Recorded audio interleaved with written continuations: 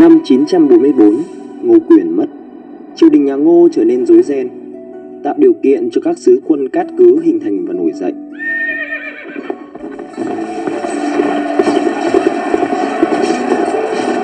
Năm 968, Đinh Bộ Lĩnh dẹp loạn 12 sứ quân. Ông lên ngôi hoàng đế, tự xưng là Đại Thắng Minh Hoàng đế, đặt quốc hiệu là Đại Cổ Việt, rời kinh ấp về động Hoa Lư, bắt đầu xây dựng nhà nước mới. Năm 979, ông và con trai Đinh Liễn bị sát hại trong yến tiệc tại vườn Thượng Uyển. Hung thủ được xác định là Đỗ Thích, một hoạn quan phục dịch trong cung cấm. Hắn được cho là giết vua để chiếm ngôi báu. Nhưng tại sao một tên hoạn quan nhỏ trong triều lại tin mình có thể làm vua? Và một người phải có quyền lực thế nào mới có thể cùng lúc sát hại cả vua lẫn con trai của vua? Các nhà sử học đã đặt nhiều nghi vấn quanh sự kiện mang tính bước ngoặt này. Sau đó Lê Hoàn được tôn lên làm vua, mở ra thời kỳ Tiền Lê. Liệu có bí ẩn nào đằng sau cuộc chuyển giao quyền lực không đổ máu này không? Quý vị đang nghe podcast Giải Mã với loạt bài về các bí ẩn và câu chuyện lịch sử, xuất bản vào lúc 11 giờ trưa thứ 2 hàng tuần trên VN Express.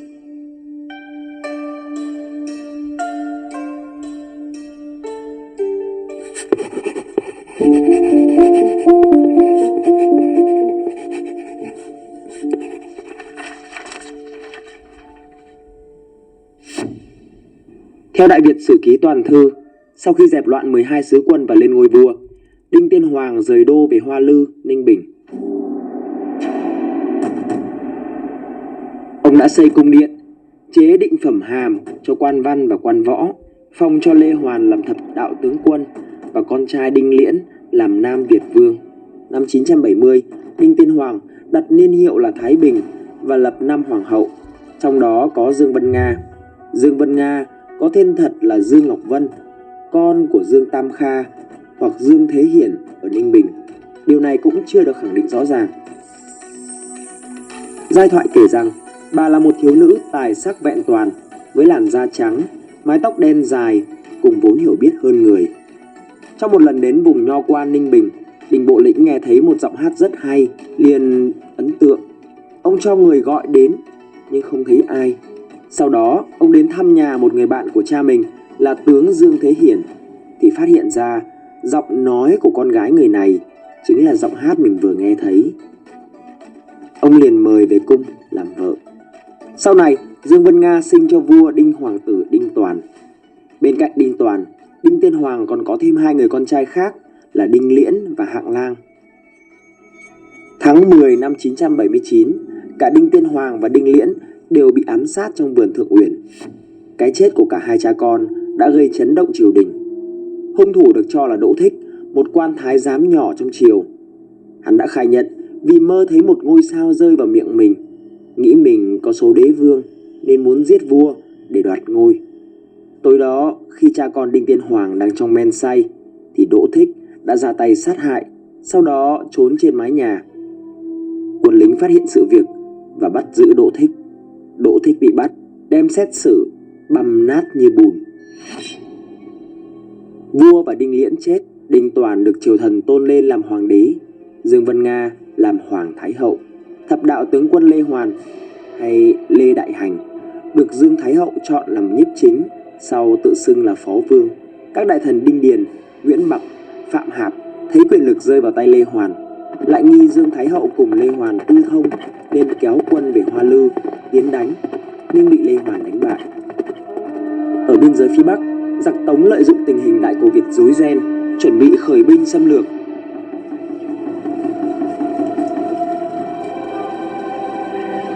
Năm 980, trước nguy cơ xâm lược của quân Tống, Dương Thái hậu cùng triều thần tôn Lê Hoàng lên làm hoàng đế, lập nên nhà Tiền Lê. Đại Việt Sử Ký Toàn Thư đã chép lại: bấy giờ Lạng Châu nghe tin quân Tống sắp kéo sang, liền làm tờ tâu báo về. Thái hậu sai Lê Hoàn chọn dũng sĩ đi đánh giặc, lấy người ở Nam Sách Giang là Phạm Cự Lạng làm đại tướng quân.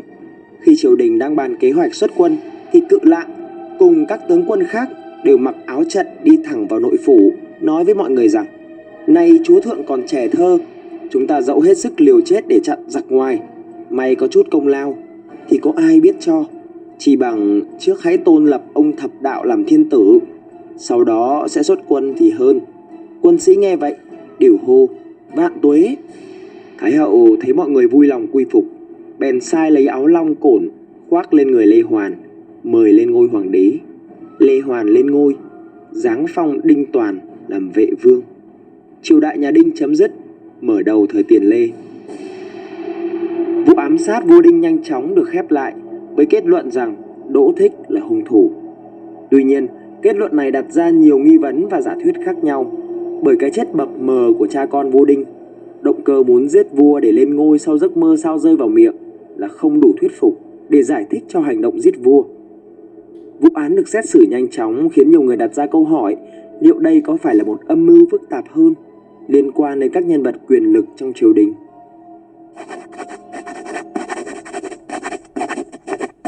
Các nhà sử học đặt ra nhiều giả thuyết khác nhau để giải thích cho vụ án bí ẩn này. Theo Đại Việt Sử Lược được biên soạn vào thời nhà Tần, mùa đông tháng 11, vua Đinh Tiên Hoàng ăn yến ban đêm bị tên Phúc Hầu Hoành Đỗ Thích giết cùng với Việt Vương Liễn. Vốn trước Thích làm lại ở Đồng Quan, ban đêm nằm ở trên cầu, thấy sao rơi vào mồm, Thích cho là điểm tốt, bèn sinh lòng phản nghịch. Khi vua đã bị giết hại, Đỗ Thích ngầm vào trong cung, trốn ở dưới máng nước. Quá 3 ngày, khát quá, Thích thò tay hứng nước mưa để uống, bị cung nữ trông thấy, báo với Định Quốc Công Nguyễn Bạc bắt giết đi. Bạc cùng tướng quân Lê Hoàn phò vệ Vương Toàn lên ngôi hoàng đế. Tuy nhiên, câu chuyện Đỗ Thích thí Đinh Đinh về sau bị các nhà sử học như Nguyễn Công Hinh, Mai Khắc Ứng đặt dấu hỏi, cho là không hợp lý. Có 2 lý do được các nhà sử học đưa ra. Thứ nhất, Đỗ Thích là một viên quan nhỏ trong cung, thân cô, sức yếu, làm sao có thể vượt qua được vòng vây kiên cố luôn túc trực bên cạnh vua Đinh mà ra tay sát hại, thậm chí còn lẩn trốn. Thứ hai, Đỗ Thích giết Đinh Tiên Hoàng và Đinh Liễn để hiện thực hóa giấc mơ làm vua. Nhưng hắn lên ngôi bằng cách nào khi các trung thần nhà Đinh vẫn còn đó? Và tại sao hắn không giết luôn Đinh Toàn để loại bỏ hoàn toàn dòng dõi vua Đinh? Như vậy chẳng phải dễ bề làm vua hơn hay sao? Nhà nghiên cứu Nguyễn Duy Hinh đã nhận định trong cuốn Văn Minh Đại Việt xuất bản năm 2013 rằng không thể giải thích việc giết vua của Đỗ Thích bằng giấc mơ thấy sao xa vào miệng, y đơn thuần là không có điều kiện làm vua. Nhà nghiên cứu Mai Khắc Ứng nhận xét, những người viết sử xưa đơn giản hóa sự cố này.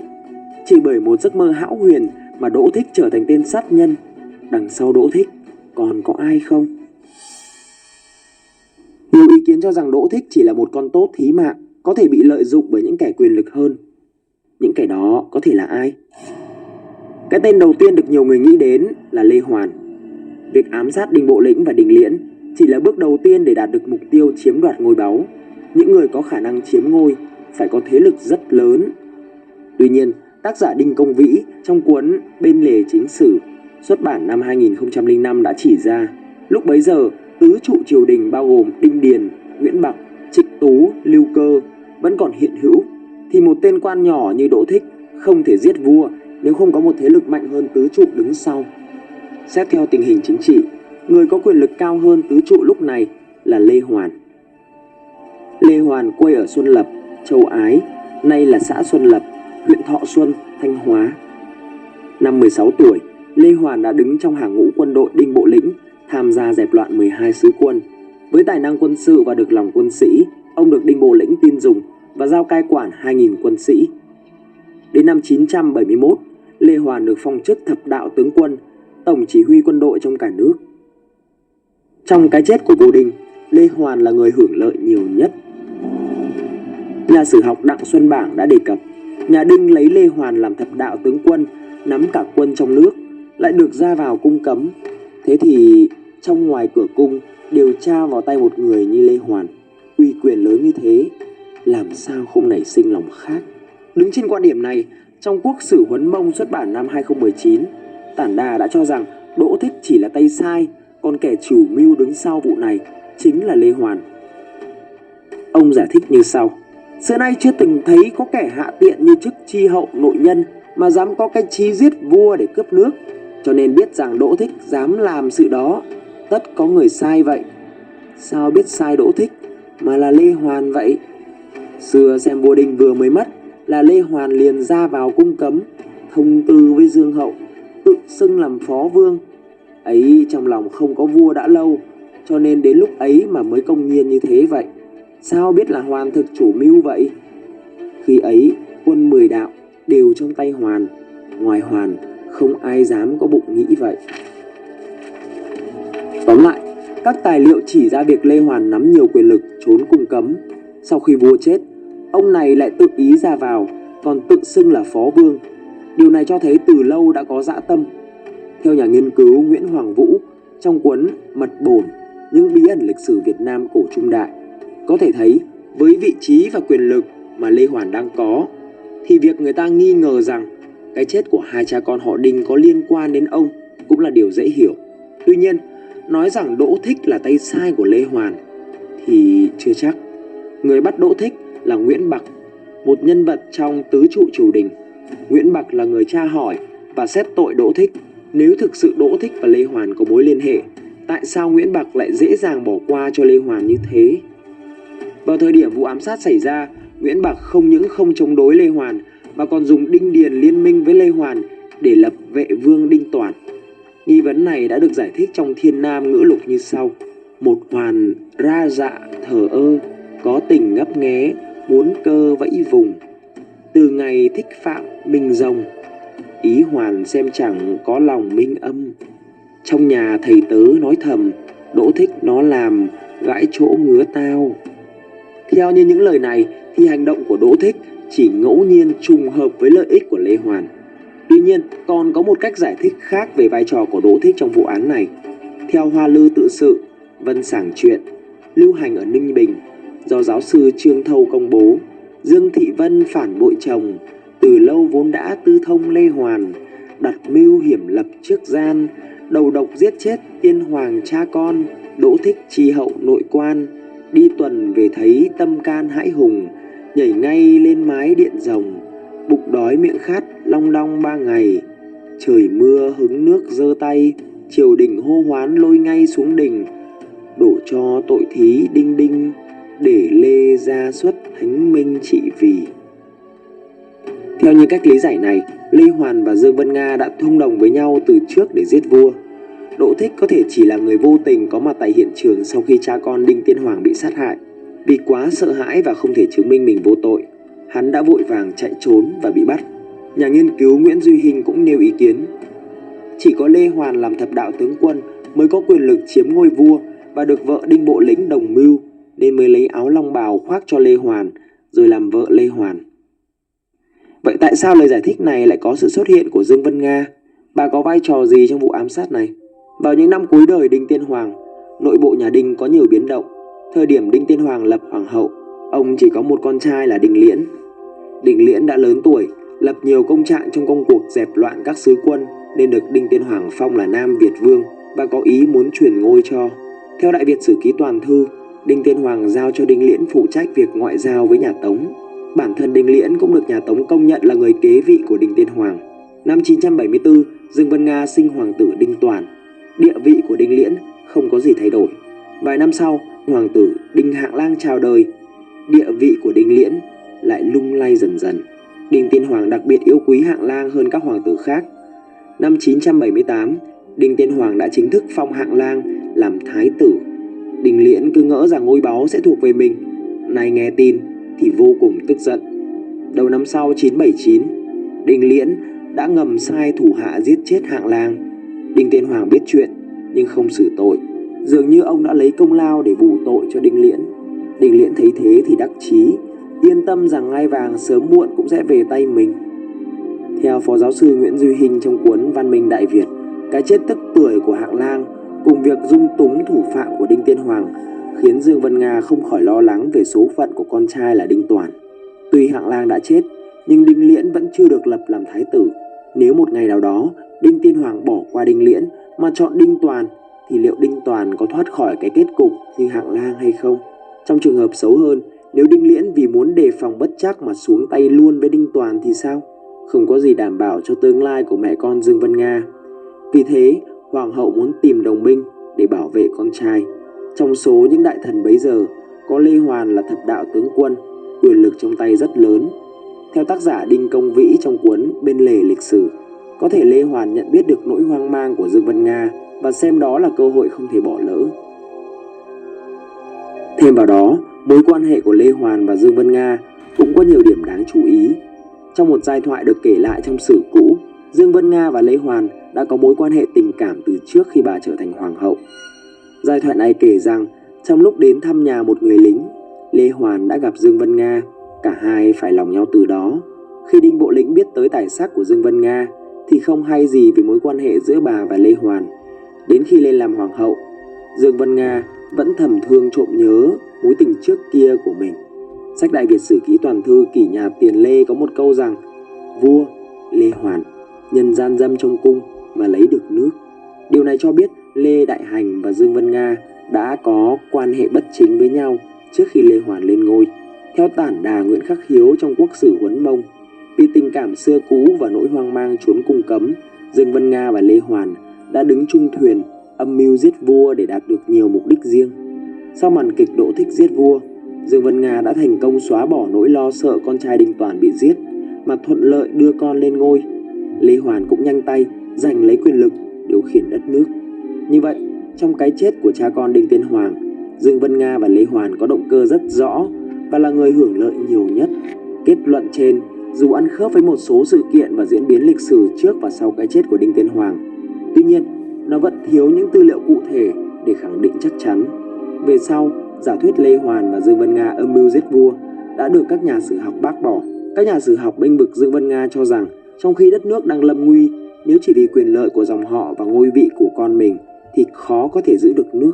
Sự lựa chọn và quyết định truyền ngôi hoàng đế cho Lê Hoàn của bà trong hoàn cảnh ấy đã thể hiện thái độ chính trị sáng suốt của một người có khối óc lớn, thức thời, xứng đáng được coi là bậc anh hùng. Sử gia Nguyễn Khắc Thuần trong Việt sử giai thoại xuất bản năm 2014 cũng cho rằng Đinh Tiên Hoàng mất, vua nối ngôi là Đinh Toàn chỉ mới được 6 tuổi. Lê Hoàn làm phó vương, giữ quyền nhiếp chính, ấy là vì sự thể lúc đó buộc phải làm như vậy. Sau vận nước lâm nguy, xã tắc không thể phó thác cho Đinh Toàn bé nhỏ. Chư tướng cùng Dương Thái Hậu tôn Lê Hoàn lên ngôi, và Lê Hoàn đã vui nhận ý tôn lập đó. Ấy cũng bởi sự thể lúc bấy giờ buộc phải làm như vậy đó thôi. Ai lên ngôi để hưởng cuộc đời nhung lụa, còn Lê Hoàn lên ngôi trước hết là để nhận lấy sứ mệnh vinh quang mà cực kỳ khó khăn, đó là chỉ huy cuộc chiến đấu chống quân Tống xâm lăng, bảo vệ nền tự chủ và thái bình cho xã tắc. Kính thay. Các bộ sử được viết trong nửa sau thế kỷ 20 thường chỉ nhấn mạnh đến vai trò của Lê Hoàn và bỏ qua chi tiết của Dương Thái Hậu khoác long bào cho Lê Hoàn và chuyện tình cảm cá nhân giữa hai người. Sau này, Dương Vân Nga cũng trở thành hoàng hậu của Lê Hoàn, tiếp tục giữ vai trò quan trọng trong triều đình nhà Tiền Lê. Cuốn Lịch sử Việt Nam xuất bản năm 1995 đã mô tả vận mệnh của cả dân tộc đang bị ngoại xâm đe dọa nghiêm trọng. Chính quyền độc lập non trẻ đang đứng trước một thử thách lớn. Trong lúc đó, vua Đinh còn ít tuổi, chưa đủ khả năng và uy tín để tổ chức lãnh đạo cuộc kháng chiến.